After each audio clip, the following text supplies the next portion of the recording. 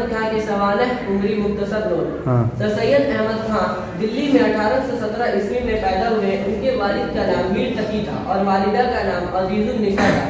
22 سال کی عمر میں سر سید نے ملازمت اختیار کی اور ترقی کرتے ہوئے 1841 میں مین پوری کے مصنف ہوئے۔ اردو ادب خصوصاً اردو نثر میں سر سید کا نام بہت بلند ہے۔ سر سید کا سب سے بڑا کارنامہ علی گڑھ تحریک ہے۔ اس تحریک کے زیر اثر اردو میں سوانح نگاری، تاریخی مضامین اور مذہبی عقائد کی راہ ہموار ہوئی۔ سر سید کی ادبی خدمات کے ساتھ ساتھ ایک عظیم کارنامہ مسلم یونیورسٹی علی گڑھ کا قیام بھی ہے۔ 1898 میں سر سید احمد خان کا انتقال ہو گیا۔ اس وقت ان کی عمر 81 برس کی تھی۔ انہوں نے مسلمانوں کو تعلیم کی ترقی میں آگے لے جانے کے لیے 1857 میں علی گڑھ میں مدرسۃ العلوم کی بنیاد ڈالی، جو آج علی گڑھ مسلم یونیورسٹی کے نام سے مشہور ہے۔